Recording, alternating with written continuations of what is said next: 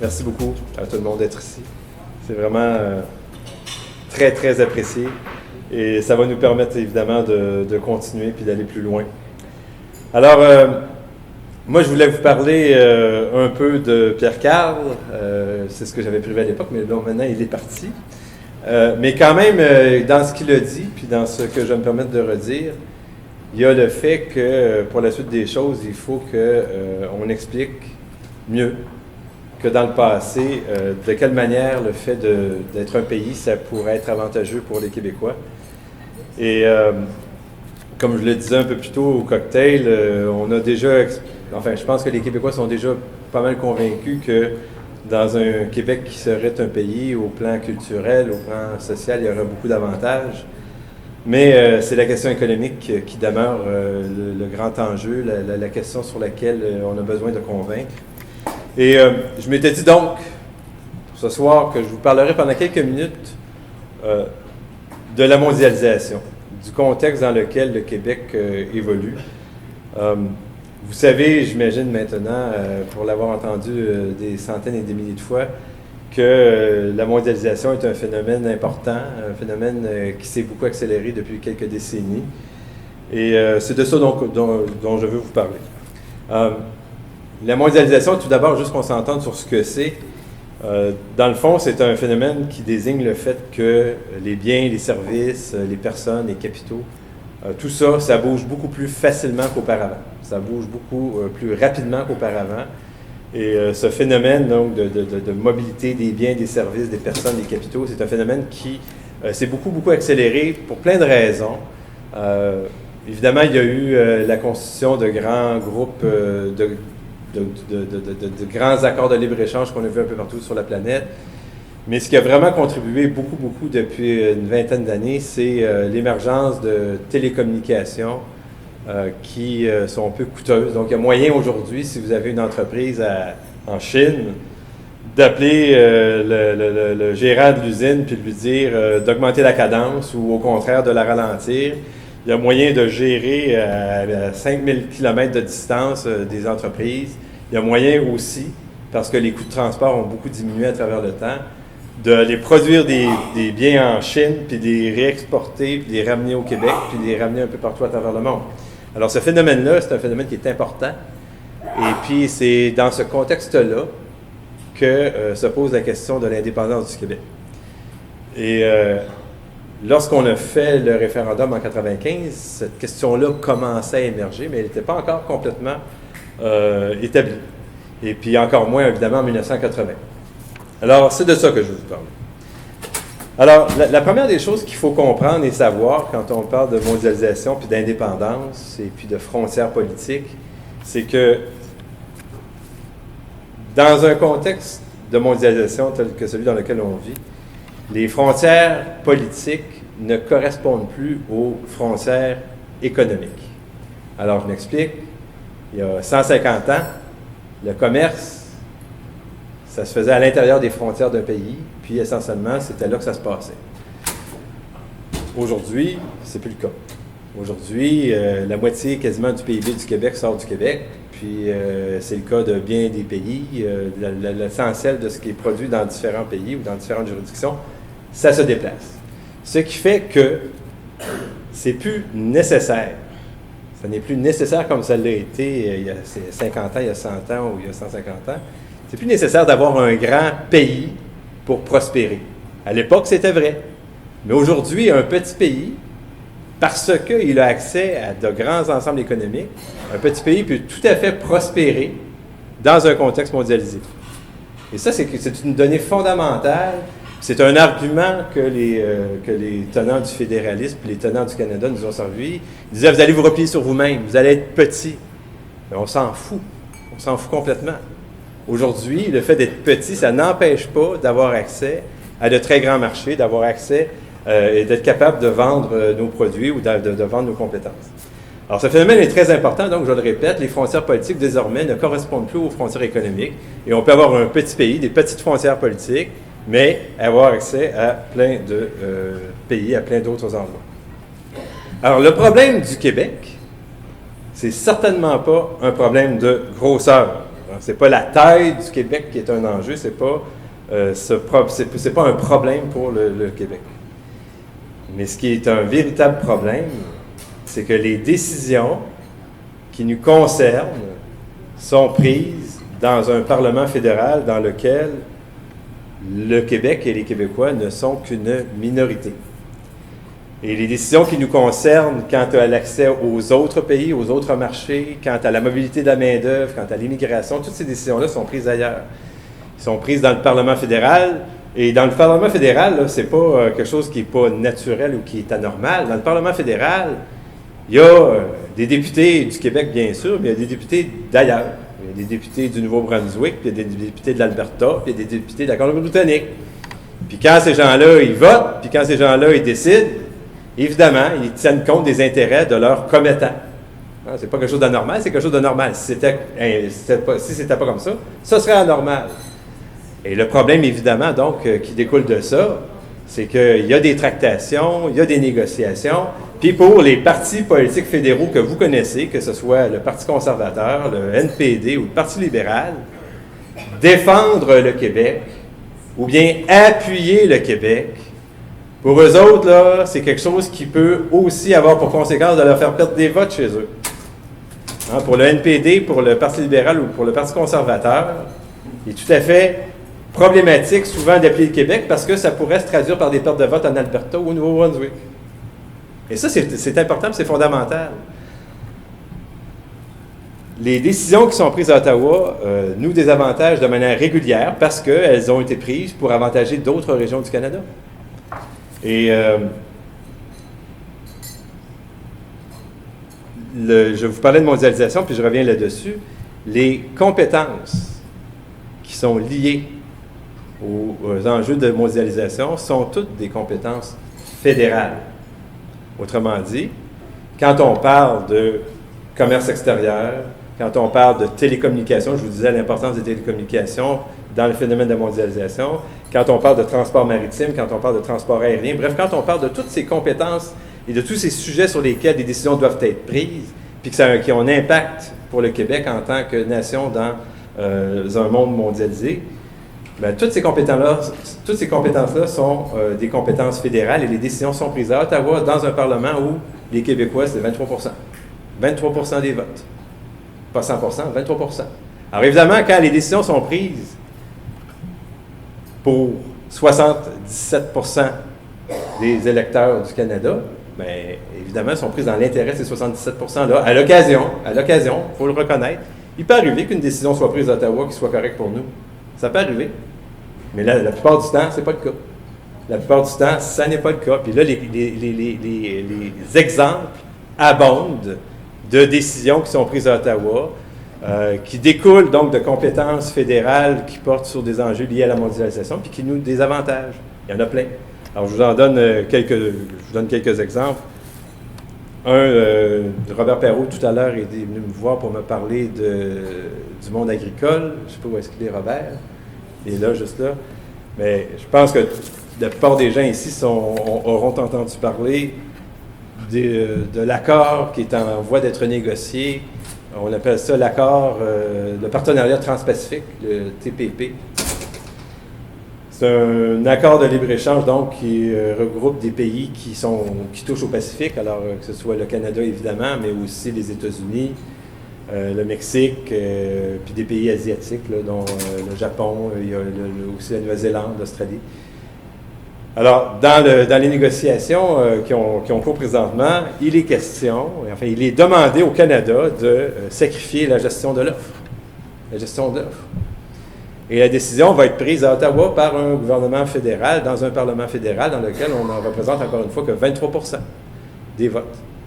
Et dans l'ouest du Canada, la gestion de l'offre, elle n'est pas populaire. Ils n'en ont pas besoin. 50% des producteurs laitiers du Québec. Voilà. Alors, les gestions de l'offre, essentiellement, c'est pour le lait, les œufs et la volaille. Et comme le disait membre de mon exécutif, François Nantel, effectivement, l'essentiel de la production laitière se fait au Québec, puis aussi en Ontario, mais certainement pas dans l'Ouest. Alors, pour plaire parce que, juste pour revenir, c'est le partenariat transpacifique, évidemment, vous vous doutez bien que la province qui va retirer le plus de bénéfices, c'est la Colombie-Britannique, parce que c'est elle qui est collée sur le Pacifique, n'est-ce pas? Évidemment, pour plaire à la Colombie-Britannique, puis un peu plus peut-être à l'ouest, on va sacrifier possiblement la gestion de l'offre. Écoutez, c'est grave, là.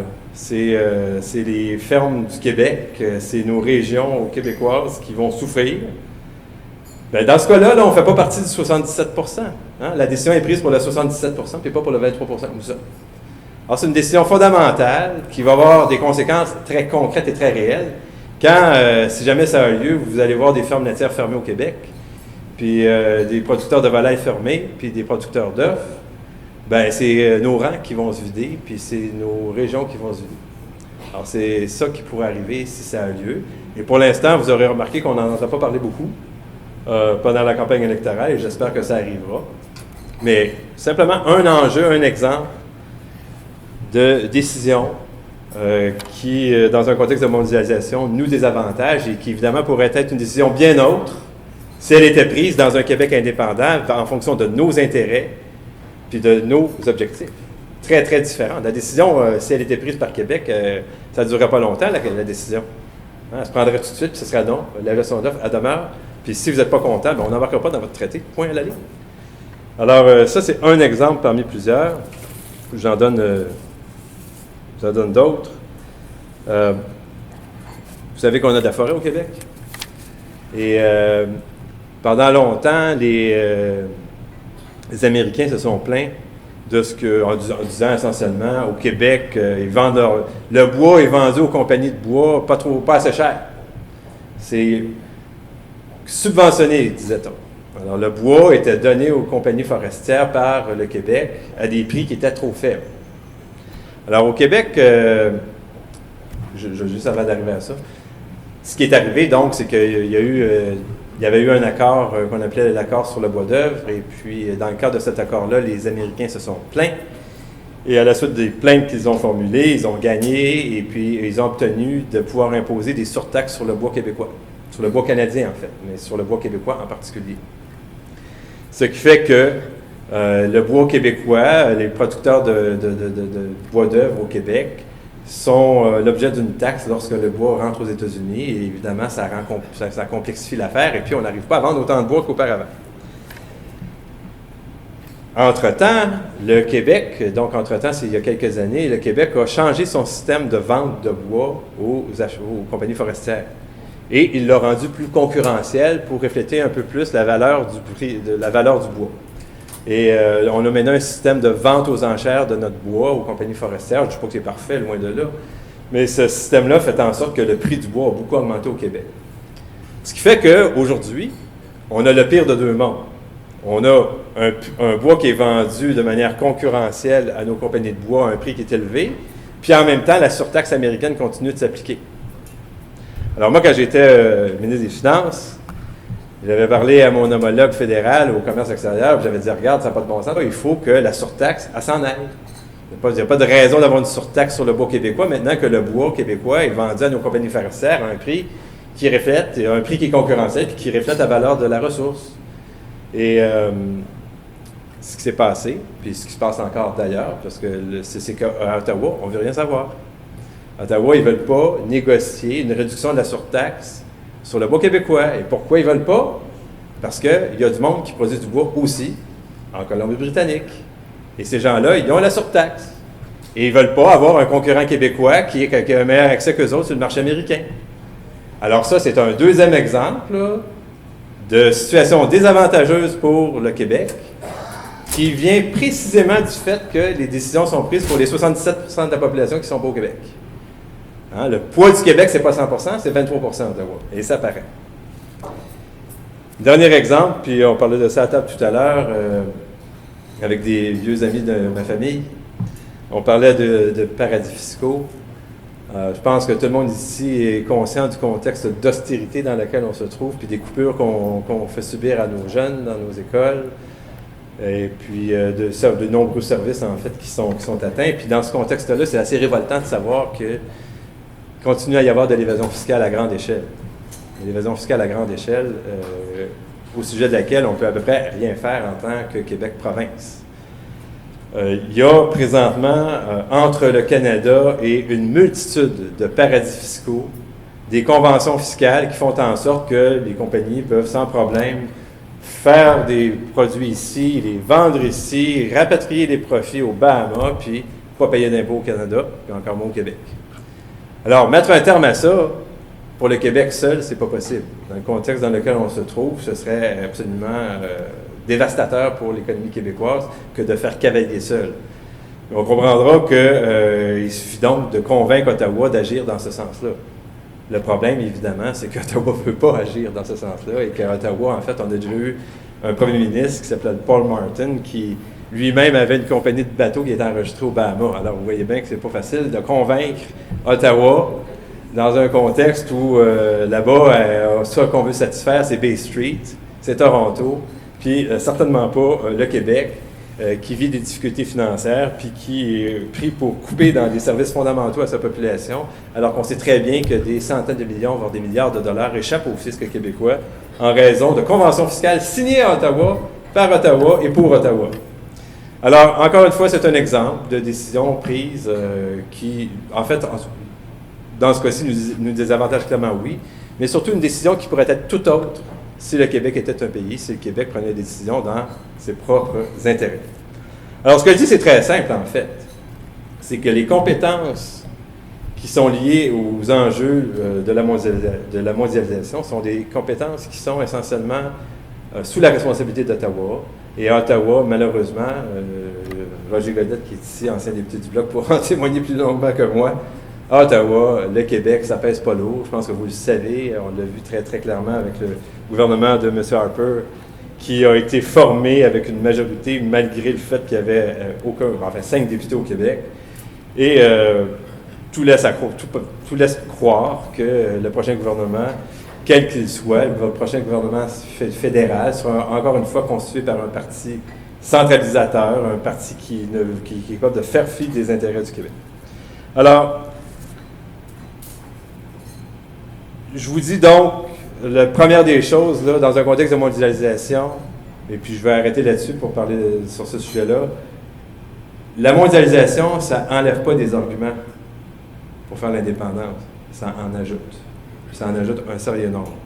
Je vais parler de 3 secteurs, et puis je pourrais aller dans d'autres secteurs, et dans tous ces secteurs-là, vous retrouveriez le même genre de choses, c'est-à-dire le fait que les décisions sont prises dans les intérêts de d'autres parties du Canada, de d'autres régions du Canada. C'est pas quelque chose qui est anormal, c'est quelque chose qui est normal. Là-bas, on vote pour ses intérêts et c'est tout à fait raisonnable. Le problème, c'est que les intérêts à Ottawa ne sont pas les intérêts au Québec. C'est tout aussi simple que ça. Alors évidemment, le phénomène que je viens de vous décrire et puis qui est lié à la mondialisation sont également vrais sur des questions qui sont de nature beaucoup plus domestique, si on veut, plus intérieure, plus canadienne. Puis simplement un autre exemple, c'est celui du pipeline là, TransCanada qui est présentement à l'étude et puis qui pourrait voir le jour, je pense que vous le savez. Le pipeline TransCanada, c'est 1,1 million de barils de pétrole qui partirait d'Alberta pour s'en aller au Nouveau-Brunswick.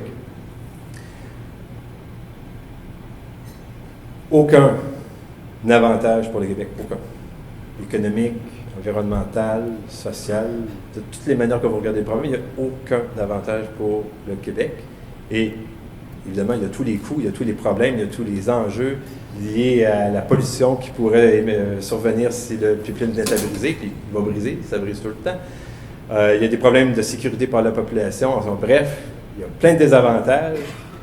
Mais pourquoi est-ce que le Parti conservateur, pourquoi est-ce que le NPD, pourquoi est-ce que le Parti libéral, 3 partis essentiellement qui ont à cœur les intérêts du Canada, puis pas spécifiquement ceux du Québec, pourquoi ces 3 partis-là appuient ce projet, sauf peut-être le NPD qui dit à peu près n'importe quoi quand il en parle au Québec, mais quand il parle au Canada, au reste du Canada, ils disent les vraies affaires. Alors, pourquoi est-ce qu'ils appuient évidemment ce projet-là? Bien, c'est pas pour rien. C'est parce qu'il y a des électeurs en Alberta qu'il faut convaincre, puis il y a des électeurs au Nouveau-Brunswick qu'il faut convaincre.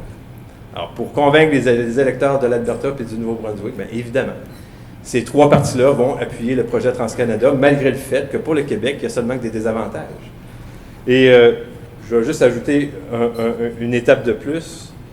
Vous savez, le pétrole, non seulement le pipeline est un problème, mais le pétrole lui-même, albertain, a été un grave problème pour le Québec depuis de nombreuses années. Depuis que l'Alberta s'est mise à exporter des quantités phénoménales de pétrole à l'extérieur du Canada, le dollar canadien est devenu ce qu'on appelle un pétrodollar, c'est-à-dire une monnaie dont la valeur fluctue avec le cours du pétrole. Et au cours des 15 dernières années, je pense que vous n'êtes pas sans savoir que le pétrole valait cher, puis qu'en conséquence, le dollar canadien valait cher. Et quand le dollar canadien s'est apprécié et est devenu trop cher, les produits d'exportation québécois, puis c'est vrai aussi pour l'Ontario, sont devenus peu compétitifs, voire pas compétitifs. Et nos entreprises manufacturières n'étaient plus capables de vendre leurs produits sur les marchés extérieurs, en particulier aux États-Unis. Les exportations québécoises aux États-Unis ont fondu, pas de moitié, mais quasiment de moitié. Pas rien, là. Les exportations québécoises, là, entre 2000 et 2010, ils sont passées de mémoire là, de 80 à 55 milliards. C'est des gros chiffres, là. C'est des très, très gros chiffres. En termes de jobs, là, entre 2012 et 2014, il s'est perdu 160 000 jobs dans le secteur manufacturier québécois. Toutes ces pertes-là ne sont pas causées par le pétrole seulement. Il y a d'autres facteurs qui sont à l'œuvre. Je ne veux pas vous faire croire des affaires. Mais il y a une grande partie de ces jobs-là qui sont partis à cause du pétrole. Une grande partie à cause de l'appréciation du dollar canadien qui découle des exportations. Donc, quand on accepte au Québec de faire un pipeline comme Couillard veut le faire, puis comme les partis fédéraux le suggèrent, on se tire dans le pied solide. Non seulement on va avoir les conséquences environnementales, c'est un problème, puis les conséquences sur notre sécurité, mais en plus de ça, on tue des jobs dans le secteur manufacturier québécois. C'est ça qu'on fait. Et on devrait laisser passer ça. Alors écoutez, on a présentement des partis fédéraux qui sont en élection. Il y a un parti qui s'appelle le Bloc québécois qui s'oppose au pipeline. Et puis j'espère que vous allez tirer les conclusions qui s'imposent quand vous allez aller voter dans la boîte de scrutin le 19 octobre prochain.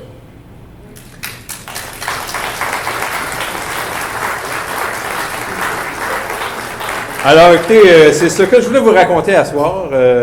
Évidemment, il y a plein d'autres dossiers sur lesquels j'aurais pu élaborer, que ce soit la Commission des valeurs mobilières nationale que veut créer le gouvernement fédéral, que ce soit les contrats de navires dont vous savez tous maintenant qu'on a eu le droit à une chaloupe et demie au Québec. Alors, il y en a plein d'enjeux et dans un contexte, encore une fois, de mondialisation, on a encore plus d'arguments qu'auparavant pour faire du Québec un pays. Alors, évidemment, c'est le début de notre argumentaire qu'on va développer pour convaincre les Québécois. Ces choses que je viens de vous dire, on va les approfondir encore plus et les documenter encore plus. Et évidemment, on va être prêt le moment venu. Pour l'instant, je veux simplement vous dire que moi, je me retrousse les manches et puis que je me mets au boulot pour qu'on soit convaincant dans 6 mois, dans 1 an, dans 2 ans, puis surtout dans 3 ans au moment des élections.